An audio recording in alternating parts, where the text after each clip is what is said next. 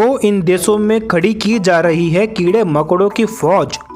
क्या है insect farming, जिसे प्रोटीन का बढ़िया विकल्प माना जा रहा है।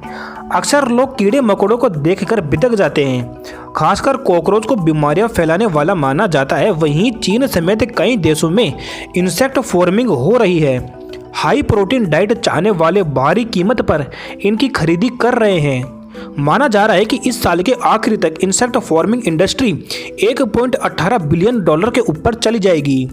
लाइव स्टॉक मतलब पशुधन के बारे में ज़्यादातर लोग जानते हैं। इसमें खेती किसानी में काम आने वाले पशुओं का पालन होता है, लेकिन अब मिनी लाइव स्टॉक टर्म भी चलन में है। इसमें कीड़े मकोड़ों जैसे वर्म्स, कॉकरोच की पैदावार की जाने लगी है। पर्यावरण को बहुत कम नुकसान पहुंचाने वाले ये कीड़े मांस और दूसरे प्रोटीन डाइट का विकल्प बन चुके हैं। ये जानवरों को खिलाने के काम भी आ रहे हैं और हाई प्रोटीन इंसेक्ट पाउडर का इस्तेमाल ब्रेड, पास्ता और प्रोटीन बार में खूब हो रहा है। चीन से लेकर फ्रांस, अमेरिका, स्विट्जरलैंड और फिनलैंड जैसे देशों में एडिबल इंसेक्ट नाम से खाने पीने की चीज़ों की रेंज रहती है। इंसेक्ट की पैदावार से पर्यावरण को है फायदा।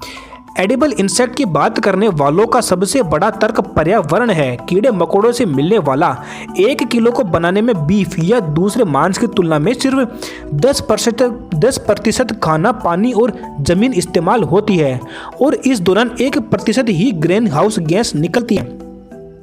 क्या है नॉनवेज से जहरीली गैसों का संबंध, आइए जानते हैं।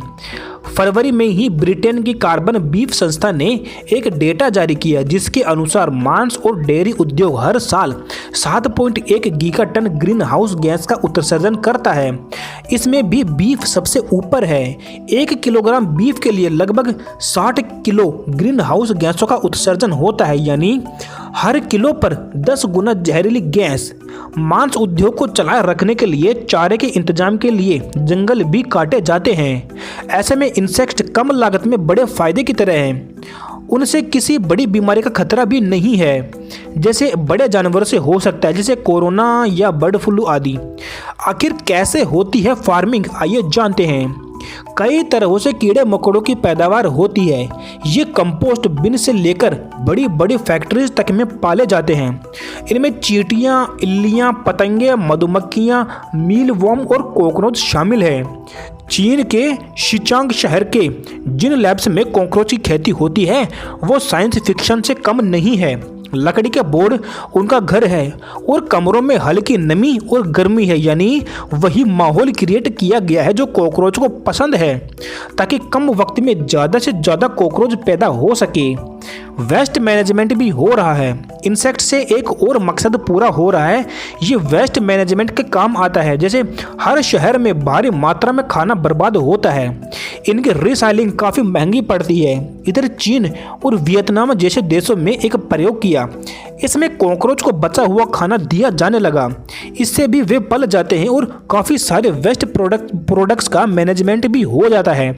काफ़ी पहले चीन में सुअरों को फूड वेस्ट खिलाया जाता था, लेकिन स्वाइन फ्लू के बाद इस पर रोक लग गई।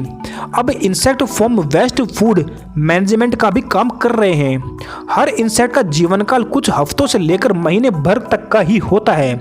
जैसे ही वो अपनी जिंदगी पूरी करने वाले होते हैं, मशीनों की मदद से उन्हें साफ करके सुखा दिया जाता है और पोषण निकाल लिया जाता है। ये पाउडर के रूप में भी हो सकता है और लिक्विड के रूप में भी। यहाँ से ये मार्केट में पहुँच जाते हैं। क्या कीड़ों के साथ क्रूरता कर रहे हैं हम, आइए जानते हैं। एनिमल लवर्स और पर्यावरण प्रेमी संस्थाएं जानवरों की हत्या पर तो रोक लगाने की बात करती रही, लेकिन इंसेक्ट फार्मिंग पर कोई भी बात नहीं होती। छोटे छोटे कीड़े अगर हम ग्रीन हाउस गैस पैदा करते हुए ज़्यादा प्रोटीन दे सके तो किसी के लिए ये घाटे का सौदा नहीं था, लेकिन हाल ही में इस पर भी बात होने लगी। एक अनुमान के मुताबिक हर साल 1 से 1.25 ट्रिलियन कीड़े पैदा किए जाते हैं और इतने ही खत्म भी हो जाते हैं। कीट विज्ञान शास्त्री तर्क दे रहे हैं कि कीड़े मकोड़ों को भी उतना ही दर्द होता है जितना बड़े पशु पक्षियों को। तो जब उनकी मौत को क्रूएलिटी फ्री करने की कोशिश हो रही है तो इनकी क्यों नहीं। इसका उल्टा तर्क ये भी है कि कीड़े इतने छोटे होते हैं कि उनका ब्रेन विकसित नहीं होता, इसलिए वो दर्द को महसूस नहीं कर पाते। इसका विरोध करते हुए एक कीट विज्ञानी लॉर्ड चित्का ने बताया कि छोटे से छोटे जीव के ब्रेन तक सेंसरी इंफॉर्मेशन पहुंचती है और वे दर्द को महसूस कर पाते हैं। ऐसे में हमें उनके लिए भी सोचना चाहिए। आपको क्या लगता है कि ये जो कीटों की फौज तैयार की जा रही है खाने की पूर्ति के लिए, वो क्या सही है या गलत, या हम उनके साथ कोई अन्याय कर रहे हैं?